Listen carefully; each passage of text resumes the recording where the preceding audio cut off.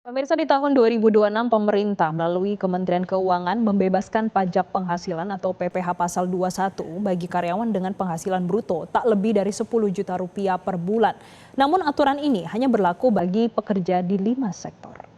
Berdasarkan peraturan Menteri Keuangan PMK nomor 105 tahun 2025, kelima sektor itu adalah industri alas kaki, tekstil dan pakaian jadi, furniture, kulit dan barang dari kulit, serta pariwisata. Aturan tersebut menyebut insentif tersebut bertujuan untuk menjaga keberlangsungan daya beli masyarakat dan menjalankan fungsi stabilisasi ekonomi dan sosial di tahun 2026. Melalui regulasi tersebut, PPh pasal 21 atas penghasilan tertentu sepanjang 2026 akan ditanggung pemerintah, bukan pekerja. Lebih lanjutnya, pemirsa, di pasal 2 ayat dalam kurung 3 menyebutkan insentif tersebut berlaku sejak masa pajak Januari 2026 sampai masa pajak Desember 2026 sehingga berlangsung setahun penuh sepanjang tahun 2026. Pemberi kerja juga diwajibkan untuk membuat bukti pemotongan dan melaporkan pemanfaatan insentif melalui surat pemberitahuan atau SPT masa PPh 21 tahun 2026 paling lambat 31 Januari 2027. Ada beberapa upaya penarikan pajak yang saya tunda sampai ekonominya bagus, dan percuma juga kalau saya kerjakan juga akan nggak masuk juga uangnya, malah memperburuk ekonomi. Jadi kita lakukan kebijakan counter cyclical yang secara nggak langsung nih, di mana saya tidak membebani ekonomi secara berlebihan sehingga proses recovery yang baru terjadi bisa berjalan terus. Ini saya yakin akhir triwulan pertama tahun depan sudah akan lebih terlihat dengan lebih jelas bahwa ekonomi kita memang bergerak ke arah yang semakin cepat. Lalu sejauh mana dampak insentif PPh 21 ditanggung pemerintah terhadap kinerja di sektor pariwisata, khususnya restoran dan perhotelan? Kami akan membahasnya bersama dengan Sekjen PHRI, Bapak Maulana Yusran. Selamat pagi, Pak Maulana Yusran. Ya, selamat pagi.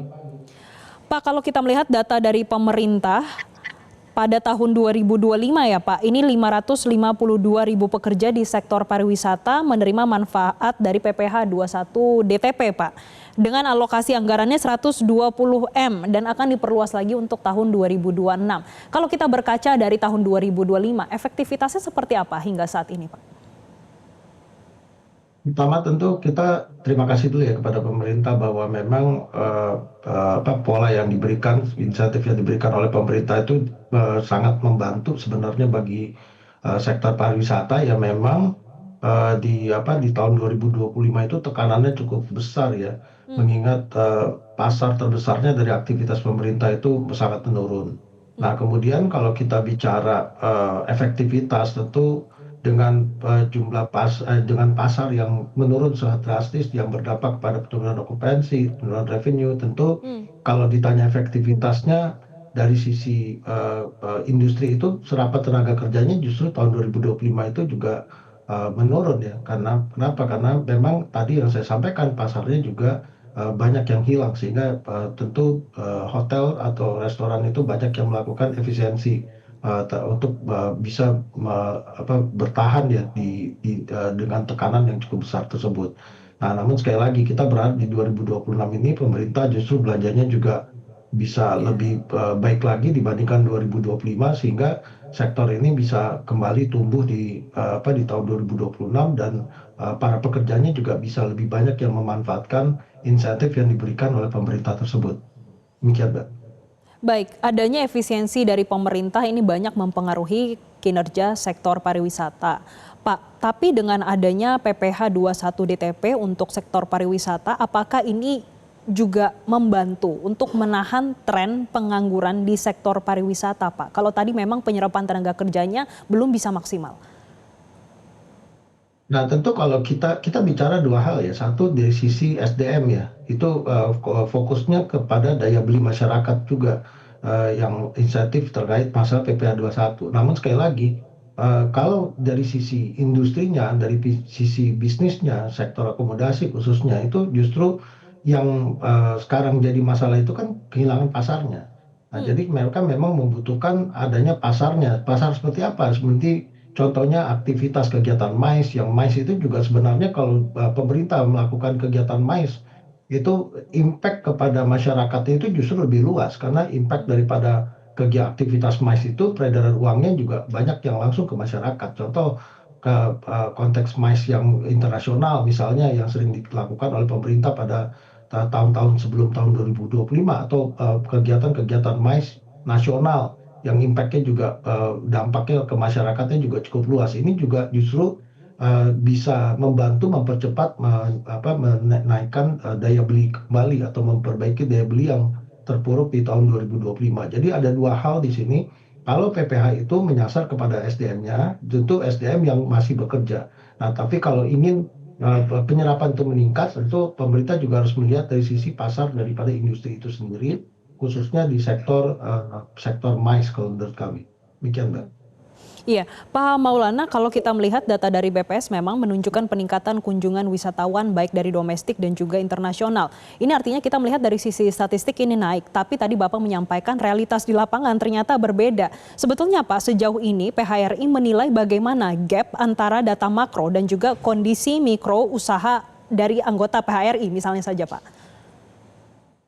Menarik nih, saya akan jelaskan sedikit ya, bahwa kunjungan wisatawan mancanegara itu peningkat, betul itu terjadi peningkatan, tapi kita tidak bisa melihat peningkatan Wisman itu berimpact langsung kepada destinasi wisata atau industrinya. Kenapa? Wisman itu yang paling besar itu kan border masuknya itu adalah dari Bali dan juga Jakarta dan juga 6,8 juta yang masuk ke Bali itu belum tentu semuanya ke Bali, mungkin mereka transit karena Bali itu merupakan hub internasional terbesar untuk Wisman dan juga termasuk Jakarta.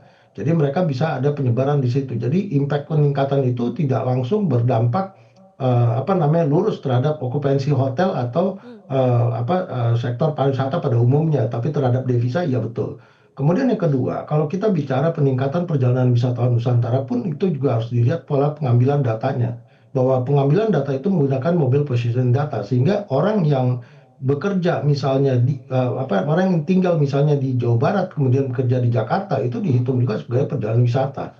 Tentu kami kalau dari industri pariwisata kami lebih fokus kepada okupansi karena itu adalah merupakan data real perjalanan wisata atau baik itu domestik atau wisman itu yang tergabung di dalamnya itu yang menunjukkan bahwa mereka memang kelihatan indikator impact di masing-masing provinsi atau kabupaten kota.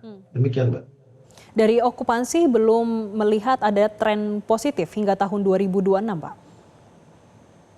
Justru kalau kita melihat dari data sampai November kemarin ya di 2025 secara year on year itu tidak terjadi pertumbuhan di 2025 dibandingkan 2024. Kalau kita lihat data BPS itu sendiri ya kalau kami olah itu minus di 3,9% okupansi dan karena pasarnya banyak yang hilang itu revenue juga bisa hilang lebih daripada 60% ya rata-rata. Ini problemnya di sektor pariwisata. Makanya saya sampaikan tadi, kenapa tidak terjadi penyerapan tenaga kerja justru mengurangi karena memang impact terhadap pasar yang terbesar itu dari bisnis traveler khususnya di aktivitas kegiatan pemerintah itu justru yang menurun cukup besar dan tidak mudah untuk melakukan shifting market ya karena yang namanya leisure atau wisatawan yang pergi berjalan-jalan itu kan kalau domestik kita tahu itu di kondisinya weekend atau libur cuti bersama. Sementara kalau Wisman dia emang ada bulan-bulan tertentu dan impactnya tidak seluruh wilayah yang mendapatkan Wisman tersebut.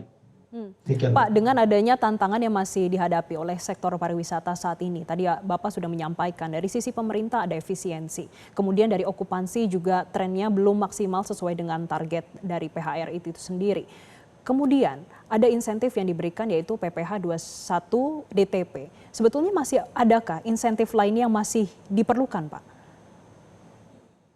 Nah, yang paling penting sebenarnya kita berharap di tahun 2025 ini pemerintah melihat lagi bagaimana eh, uang APBN itu bisa beredar ke masyarakat melalui aktivitas ya. Aktivitas itu kan tidak harus selalu dengan pola yang selalu diasumsikan negatif seperti meeting-meeting FGD yang negatif seperti itu, Iya. tapi pelaksanaan kegiatan-kegiatan MICE ini menjadi sesuatu yang penting. Di banyak negara juga yang maju pariwisata seperti kita lihat Singapura, Malaysia, Australia, dan berbagai negara lain seperti Thailand.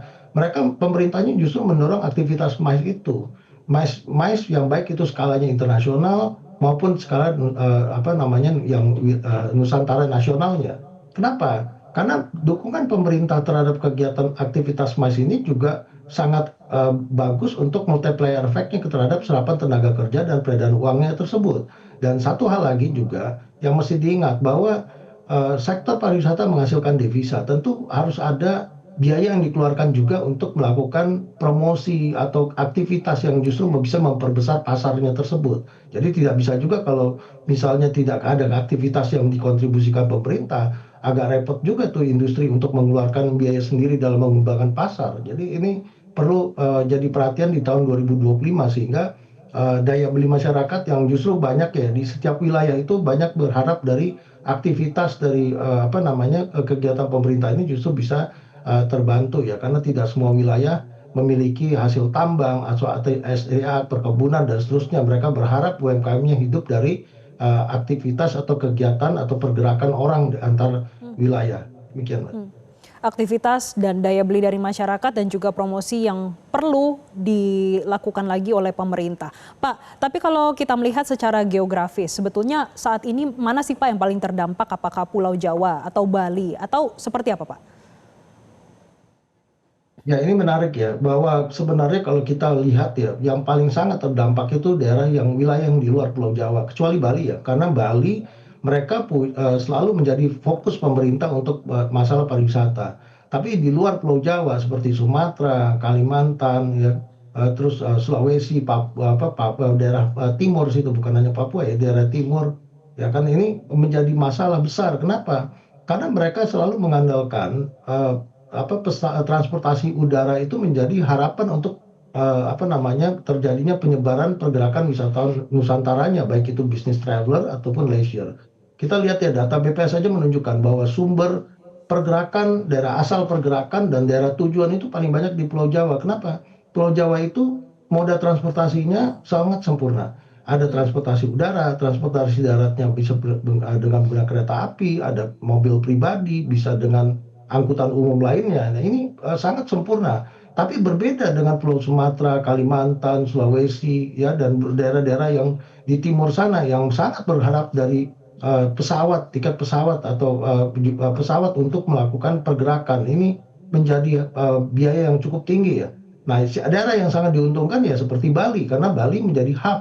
Jadi hub dan menjadi tujuan wisata sehingga orang harus masuk ke Bali dulu, dipaksa masuk ke Bali dengan angka modal 8 juta, baru disebarkan. Nah, disebarkan itu ada cost of travelingnya yang cukup mahal untuk pergi ke Bajo atau ke Lombok dengan menggunakan pesawat atau bahkan ke pulau daerah lainnya. Ini yang menjadi concern kita bahwa pembangunan sektor pariwisata itu tidak bisa hanya terfokus ke satu sisi, seperti Bali, Jakarta atau Pulau Jawa saja, tapi juga harus mempertimbangkan daerah-daerah di luar Pulau Jawa. Demikian, Mbak.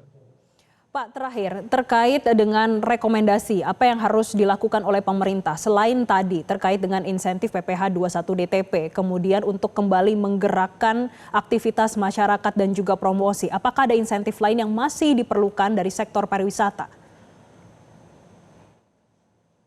Pemerintah juga melihat dapat memberikan satu insentif untuk pengembangan pasar. Ini sangat penting karena di dalam apa namanya di dalam sektor pariwisata ini butuh melibatkan lintas sektor. Satu, melibatkan lintas sektor dan kemudian yang kedua, industrinya juga tidak bisa hanya bisa hidup sendiri untuk melakukan promosi atau aktivitas tersebut.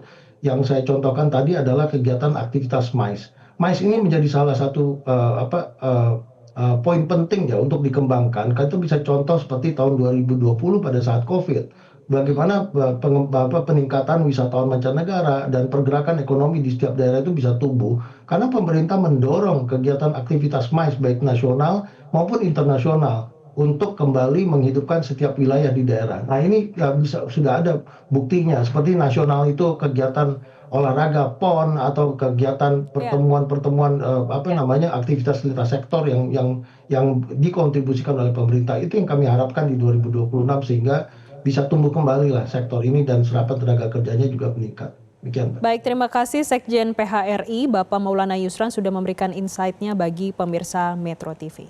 Jelajahi cara baru mendapatkan informasi. Download Metro TV Extend sekarang.